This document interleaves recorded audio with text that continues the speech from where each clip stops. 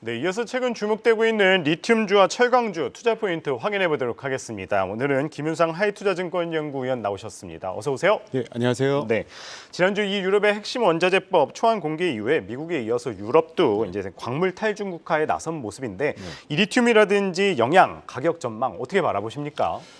사실은 뭐 리튬이나 코발트, 그다음에 히토류 같은 이런 그 2차 전지에 많이 쓰이는 이런 소재들이 이제 각국의 어떻게 보면은 그 자원 무기화가 되고 있는 그런 상황입니다. 그래서 일단은 뭐 이 자원들이 특히 이제 없는 국가들 같은 경우에는 특히나 이제 이 자원을 조달하는데 보다 많은 노력을 특히 쏟을 거고요. 특히나 이제 이런 자원들의 공통점이 대부분 한 90% 정도가 대부분 이제 중국 쪽의 의존도가 굉장히 높기 때문에 아무래도 이제 그 중국 쪽의 의존도를 낮추는 이런 부분에 굉장히 좀 신경을 쓰고 있고요. 반대로 또 이런 자원들이 많은 국가에서는 로열티를 더 강화한다라든가 아니면은 뭐 베네수엘라 같은 경우에는 뭐 이런 자원들을 좀 국유화시키는 약간 이런 얘기들도 좀 나오고 있는 상황입니다. 그래서 이러한 어떤 그 자원의 민족주의와 경향들 이거를 이제 돌파하기 위한 어떤 각국의 자원 확보 노력은 중장기적으로 봤을 때 당연히 리튬이나 이런 부분들의 가격 강세를 견인할 수 있는 요인이다 이렇게 말씀을 먼저 드리고 싶고요. 다만 일단 단기적으로는 그 리튬 가격은 단기에 급등할 만한 모멘텀은 지금 단기적으로 좀 사라진 상황입니다. 그래서 지금 8만 불 고점에서 지금 4만 불 선까지 지금 떨어진 상황인데 그 이유에 대해서 이제 두 가지 정도로 좀 말씀을 좀 드리면요. 일단은 그 전기차 시장이 굉장히 경쟁이 과열이 되면서 그 배터리 소재와 관련된 가격이나 압력이 최근에 조금 많이 불거진 상황입니다. 그래서 한 달 전에 그 중국의 CATL이 그 배터리를 납품하면서 그 당시에는 한 5만 불에서 6만 불 정도였죠. 리튬 가격이 이 정도인데 3만 불 정도로 상정을 해서 이거를 납품을 하겠다라고 하는 기사가 나와서 굉장히 좀 시장이 좀 많이 충격을 받았습니다. 그래서 이게 경쟁이 과열되다 보니까 이러한 어떤 가격을 낮추려고 하는 어떤 그런 시도들이 지금 많이 좀 부각이 되고 있고요.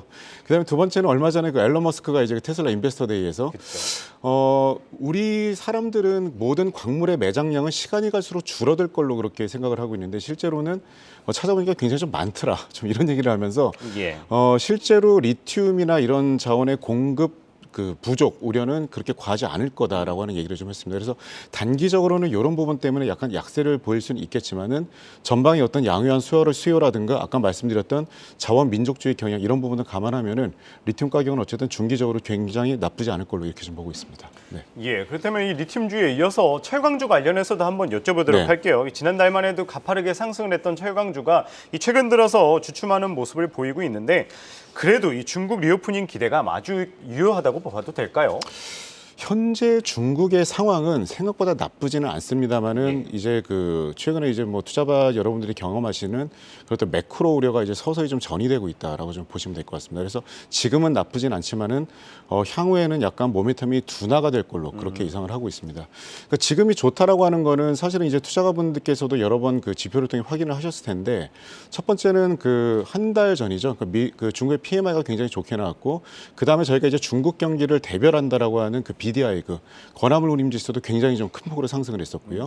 그다음에 두 번째는 그 철강의 재고도 굉장히 많이 좀 줄었고 그 레벨 자체도 어떻게 보면은 그 최근 몇 년간 가장 낮은 레벨이었습니다. 그다음에 이제 마지막으로는 부동산 관련 지표들도 지난 3월 15일에 발표된 것도 이제 굉장히 좀 기저효과이기는 하지만은 그 어쨌든 작년보다는 많이 개선된 이런 흐름들이 나왔고요. 근데 다만 그 은행 리스크, 그러니까 미국의 어떤 은행 리스크가 일단 불거진 이후에 저희가 이제 그 중국의 경기가 지금 좋아질 것인가 나빠질 것인가를 가장 반영하는 중요한 지표가 저희가 철광석 가격이거든요.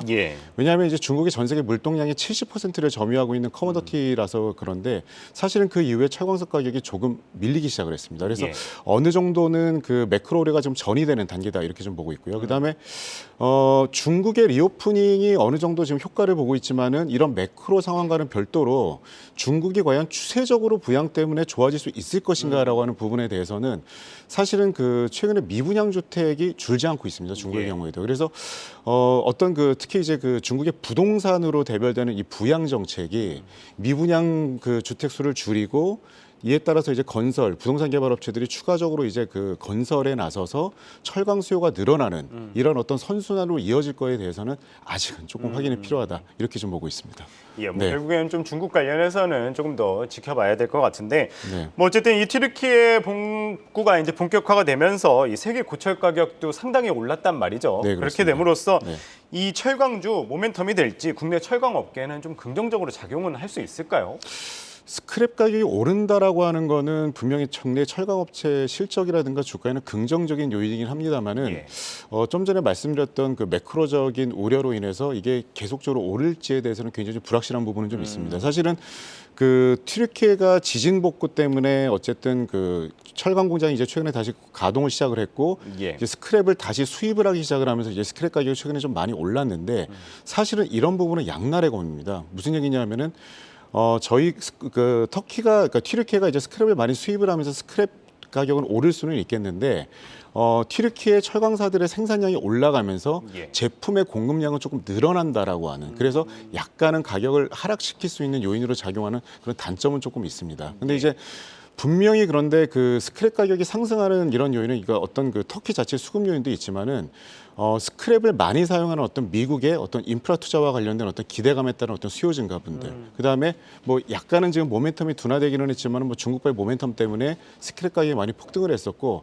예. 그러니까 이런 부분들은 그 철강업종이 굉장히 좀 긍정적이지만은 사실은 그 좀 전에 말씀드렸던 어떤 매크로적인 어떤 둔화나 이런 부분들이 서서히 아까 철광석 가격에서도 조금 제가 둔화되고 있다라고 말씀을 드렸던 것처럼 예. 약간은 좀 스크랩 가격도 조금 약보합세를 보일 걸로 그렇게 좀 보고 있습니다. 예, 네. 결국에는 이 매크로 환경적인 부분이 둔화되는 부분은 한번 주의 깊게 바라볼 필요가 있을 것 같습니다. 네. 그렇다면 마지막으로 이 철광 비철금속 이 업종 내에서 그래도 연구원님이 가장 좋게 보시는 종목들 꼽아주신다면 어떤 게 있는지 좀 간략하게 설명 부탁드리겠습니다. 일단 포스코 홀딩스하고 고려아연을 가장 좋게 보고 있고요. 예. 그 사실은 그 포스코 홀딩스의 경우에는 저희가 이제 본업과 관련된 주요 지표들, 그러니까 철강 가격이나 아니면은 좀 전에 말씀드린 리튬 가격은 네. 최근에 조금씩 빠지고는 있지만은, 근데 저희가 약간 이 최근에 홀딩스 체제로 바뀐 이후에 네. 좀 자회사 가치에 주목할 필요는 있다 이렇게 그렇죠. 좀 보고 있습니다. 그래서 네. 포스코의 현재 시가총액이 한 27조에서 8조 정도인데 오늘도 뭐 주가가 굉장히 좋습니다만은 그렇죠. 그 저기 뭐 포스코 퓨처, 포스코 케미칼이죠. 예. 예.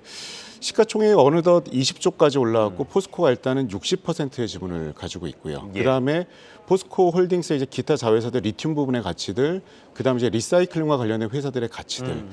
저희가 이제 지주회사와 관련된 할인을 감안하더라도 그 포스코의 기존의 어떤 철강 부분의 가치와 이런 부분들을 합산해서 봤을 때는 현재 시가총액도 굉장히 좀 매력적이지 않나 좀 그렇게 좀 보고 있고요. 그다음에 이제 두 번째 말씀드린 고려엔이라고 하는 종목은 그 사실은 지금 어떤 매크로 불확실성이 굉장히 확대가 되는 구간이기 때문에 예. 어떤 그 안전자산 성격이 또 굉장히 좀 중요합니다. 그래서 사실은 지금 모든 커머더티 가격이 약간 약세 기조에 있는 반면에 금은 가격은 굉장히 좋거든요. 그래서 그 고려아연의 전체 매출액의 40% 정도가 일단 금과 은이고요.